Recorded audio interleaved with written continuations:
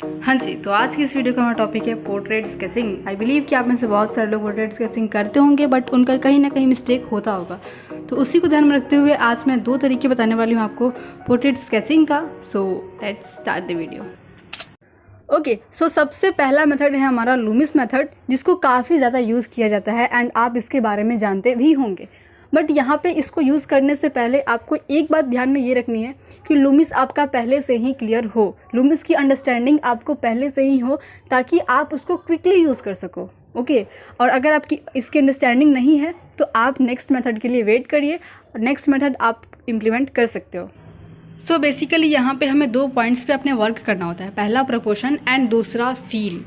कि जो most of the लोग मिस्टेक ये करते हैं ना कि वो फेशियल फीचर्स को देखते हैं, वो एक्सप्रेशन को देखते हैं एंड उसको बनाने लग जाते हैं। आइज़ बनाएंगे, नोज़ बनाएंगे, लिप्स बनाएंगे, वो सारी चीज़ें हमें यहाँ पे नहीं करनी होती है, क्योंकि यहाँ पे हम स्केचिंग कर रहे हैं, यहाँ पे हम क्विक स्केचिंग कर रहे हैं, जहाँ पे हमें अपने कुछ स्ट्रोक्स की हेल्प से फील को दिखाना होता है, प्रोपोर्शन पे वर्क करना होता है, अपने स्ट्रोक्स पे वर्क करना होता है। आई विल सजेस्ट कि आप पोर्ट्रेट पे जाने से पहले क्विक स्केचिंग करिए स्टिल लाइफ का, उसमें आप पहले अपने स्ट्रोक्स पे काम करिए, स्ट्रोक्स में एनर्जी लाइए, उसके बाद आप आना पोर्ट्रेट्स के ऊपर। ओके, सो यहाँ पे जस्ट मैंने लूमिस को बनाया, रूल ऑफ थर्ड्स मैंने इसमें देखा एंड उसके बाद सिंपल स्ट्रेट लाइन्स का यूज़ करके मैंने फेस का जो भी साइड था एंड जो भी लेंथ वेथ थी उसको मैंने बनाया। और जो भी वहाँ पे मैं शेडोज़ ऐड कर रही हूँ ना, उसको आप अभी इग्नोर कर सकते हो या फिर आप अगर चाहो तो आप कर भी सकते हो। तो जैसा मैंने अभी सेकंड रेफरेंस लिया, जिसमें मैं देख रही हूँ जस्ट कि लूमिस में किस तरीके से यूज़ हो सकता है। ओके, इसके एंगल्स क्या हैं, इसमें कौन सी चीज़ कहाँ पे प्लेस हो रही है, और जस्ट उसको देखते हुए मैंने इसको स्केच किया। और यहाँ पे आप देखो कि मैंने फेशियल फीचर्स को कुछ भी नहीं बनाया है। नोज़ की फील देने के लिए मैंने एक छोटा सा सी कर बनाया, आइज़ को फील देने के लिए मैंने उसको थोड़ा सा डार्क कर दिया ताकि वो लगे कि हाँ वो आइज़ है। आप उसको इग्नोर भी कर सकते हो। जस्ट आपको देखना है कि इसका एंगल क्या है, उसका प्रोपोर्शन क्या है एंड अपने स्ट्रोक्स पे आपको काम करना है। जितना आपके स्ट्रोक में एनर्जी होगी उतना ही ज़्यादा आपका स्केच अच्छा लगेगा। उसी तरीके से अभी मैं सारे स्केचेस को बना रही हूँ, जस्ट लूमिस। ओके, उसके बाद फेशियल फीचर्स को आप टिक कर सकते हो रूल ऑफ थर्ड्स के अकॉर्डिंग। आपको देखना है कि रूल ऑफ थर्ड्स आपकी रेफरेंस में किस तरीके से इम्प्लीमेंट हो रहा है और उसके अकॉर्डिंग आपको जस्ट उसको करना है। और ये जो डार्क मैं कर रही हूँ उसको आप कर भी सकते हो एंड आप इग्नोर भी कर सकते हो, नो प्रॉब्लम। ओके,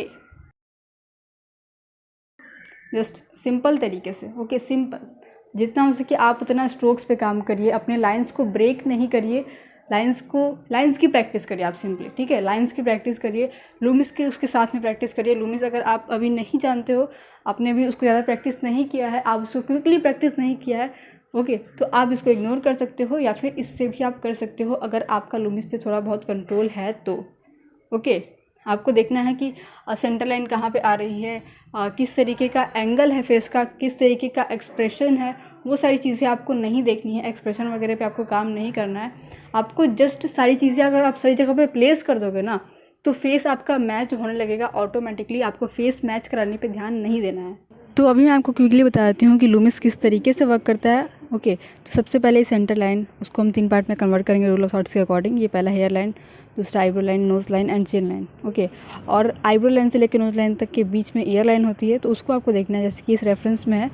ओके, दिख रहा है आपको, आईब्रो लाइन से लेकर के नोज़ लाइन तक ईयर लाइन है। तो वही सारी चीज़ें आपको बेसिकली देखनी है और उसके हिसाब से ही आपको करना है।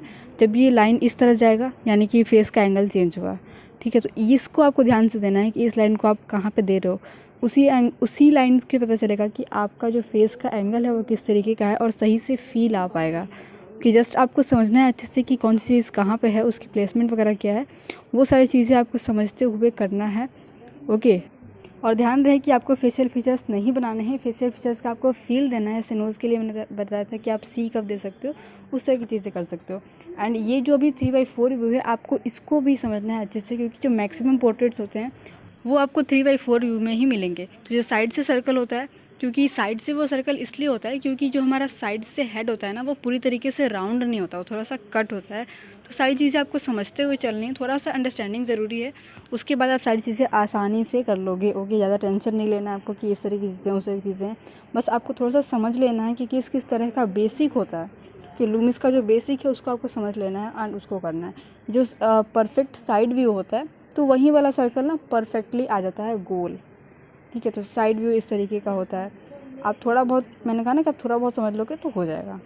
जैसे कि ये है अभी 3/4 व्यू, तो इसमें जो मैंने सेंटर से हॉरिजॉन्टल लाइन दी तो वो लाइन नहीं है, वो थोड़ा सा कर्व की तरह है, क्योंकि इसका हेड का एंगल थोड़ा सा ऊपर है ना, थोड़ा सा ऊपर की तरफ है।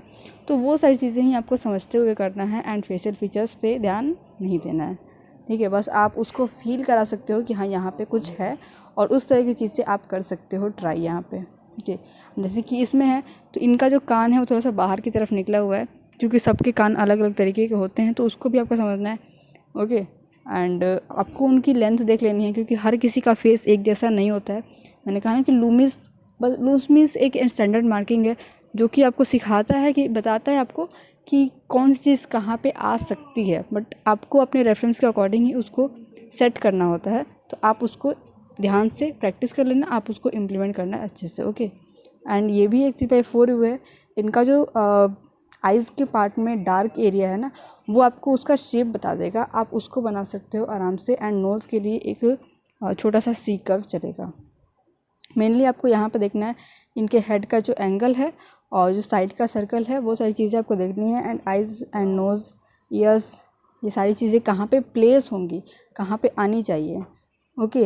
एंड ये भी आपको दिख रहा है 3x4 व्यू में, इसलिए मैंने कहा कि आप 3x4 view and front view and side view, ये सारी चीज़ें आप क्लियर कर लेना एटलीस्ट, ताकि आप इसको आसानी से यूज़ कर सको, ओके। अभी यहाँ पे आइज़ प्लेस होंगी, यहाँ पे नोज़ प्लेस होगा, बस प्लेस होगा, ठीक है। कुछ हम बना नहीं रहे हैं, सिर्फ प्लेस होगा, उस तरीके से करके इसको हम छोड़ दे रहे हैं। अब आपके लिए एक टास्क है, इस वीडियो को स्टॉप करिए और इन दोनों इमेजेस को स्केच करिए, क्योंकि सिर्फ वीडियो देखने से कुछ नहीं होगा, प्रैक्टिकल करने बिना कुछ नहीं होने वाला, ओके।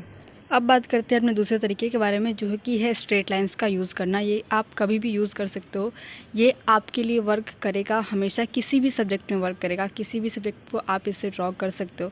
यहाँ पे आपका प्रोपोर्शन सही आने के चांसेस काफ़ी सही हो जाएंगे, प्लेसमेंट सही होने के चांसेस काफ़ी सही हो जाएंगे, ओके। इसको आप पहले, अगर आपने नहीं किया इस तरीके के इमेजेस कभी भी, ओके, इस तरीके से आपने कभी नहीं किया है, तो आप पहले स्टिल लाइफ में करिए, उसके बाद आप पोर्ट्रेट में आ सकते हो, कि बहुत सिंपल है। आपको बस स्ट्रेट लाइंस में कन्वर्ट करना है, क्योंकि देखो जब हम कर्व्स को ड्रॉ करते हैं ना डायरेक्ट, तो उसको जज कर पाना, उसको सही बना पाना काफ़ी मुश्किल होता है। लेकिन जब हम उसी को स्ट्रेट लाइंस में कन्वर्ट करते हैं तो उसको हम आसानी से बना पाते हैं। और यहाँ पर आपको ट्राई करना है कि आपके मिनिमम स्ट्रेट लाइन्स बने, ठीक है, मिनिमम बने।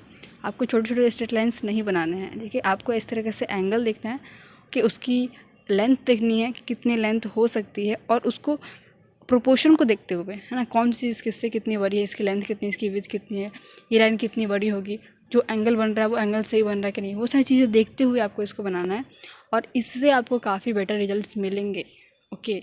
ये जो तरीका है ये आपको वर्क करेगा किसी भी सब्जेक्ट के लिए, किसी भी, ओके, किसी भी रेफरेंस के लिए वर्क करेगा, ओके। देन अगर आपने अभी तक लूमिस पे वर्क नहीं किया है, देन आई विल सजेस्ट कि आप इस मेथड को फॉलो करें।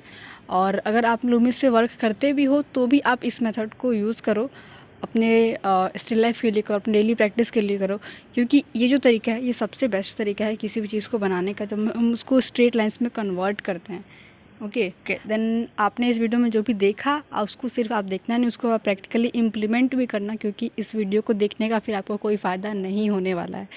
जो भी मैंने तरीके बताए हैं उसको आप यूज़ करिए अपने स्केचेस के लिए, एंड उसको आप मेरे साथ शेयर कर सकते हो, मुझे देख के चलेगा, ओके।